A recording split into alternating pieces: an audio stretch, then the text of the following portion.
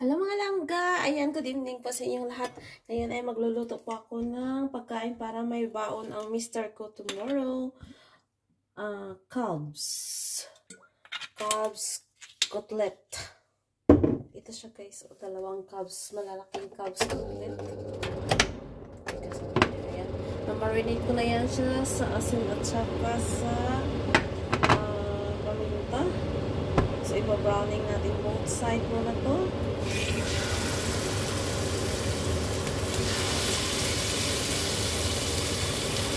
So, yung mga langka, baliktaran natin.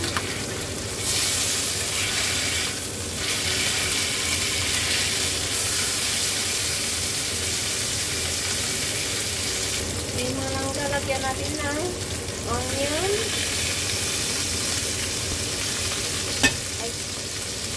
At maraming kamatis. Tatlong pirasong lalaki yung kamatis na langka.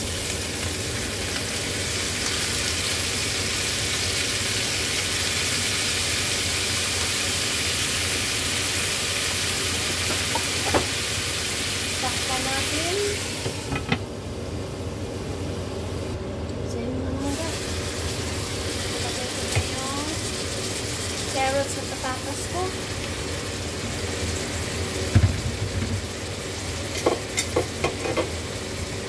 Tapos mamaya, ilagay ko yan dyan ang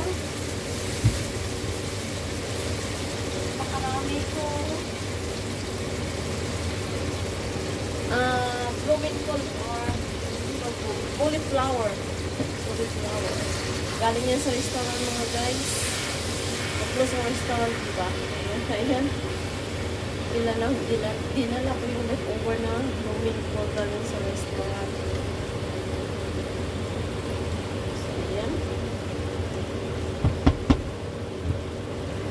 Magdagdagan tayo dyan ng asin. Nakakulo na ako ng tubig.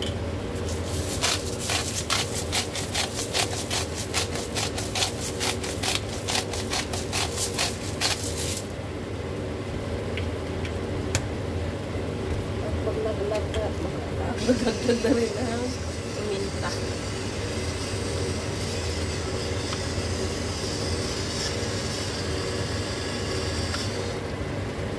So, wait muna natin na makulo yung tubig, tapos ilagay natin dito. So, yun mga langka, boiling na yung tubig ko, kaya ilagyan natin pa ng tubig. Para may sauce po siya. Ang dami yata yan ah. Kuluan ko naman natin.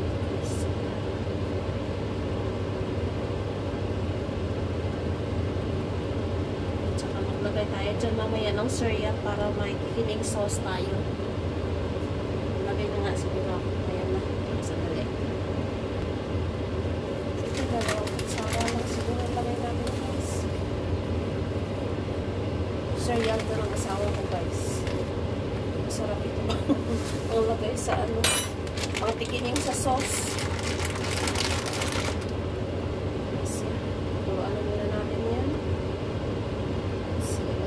Tapos, marami na naman kami yung lagay natin ng Blumenkohl or cauliflower. See you later.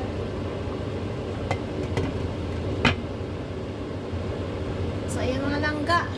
Siguro it's time na talaga yan ha. Luto na to siya. Ayan. Okay.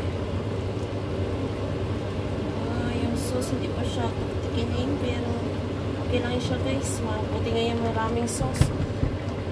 Pero mag-mash tayo dyan ng kunti.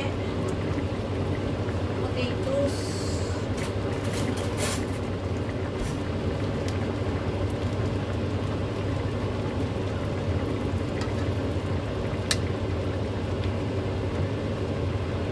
Ano kaya ang lasa nito guys? Kasi yung paminta pa lang naman ang nilagay ko dito eh.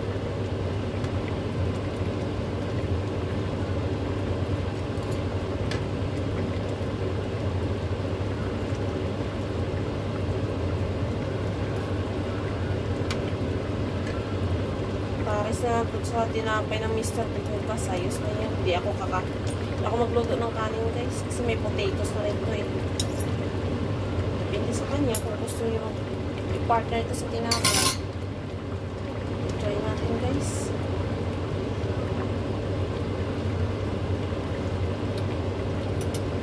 Kulang pa siya sa asin guys. Pero iba rin na. Ilagay muna natin to.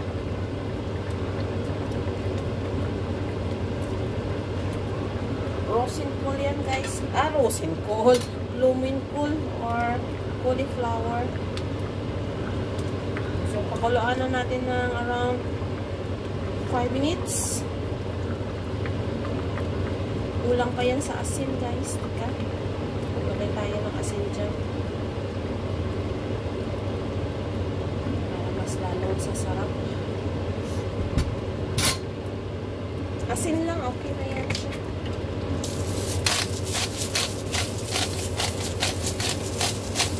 Tapos mamaya maglagay tayo ng dried sweet lang.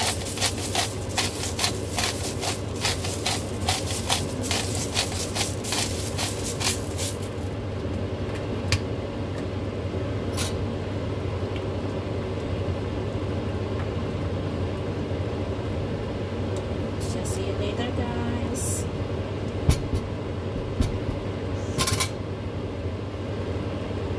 So yan na lang ka. Switch off na natin to. Okay na po to siya guys. Ayan po. Kasi boiling na yan siya. Tsaka ayan. Medyo lumapot na rin yung sauce niya. At saka okay na lang po ang sauce guys. Parang nasunog na yata po sa ilalim. Lang tayo guys. Marisok pa rin yung meat ko. Okay. Man nga ulit natin guys. Ang sarap niya na guys.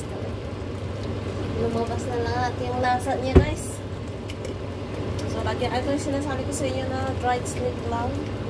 Panagdag pa rin yan ng sarap at saka pampaganda ng kulay. Siya mga langga. Thank you so much for watching. And see you on my next vlog. Good night everyone. Tapos nito, mag-brush na rin ako, natutulog na rin. Siya. Bye-bye na.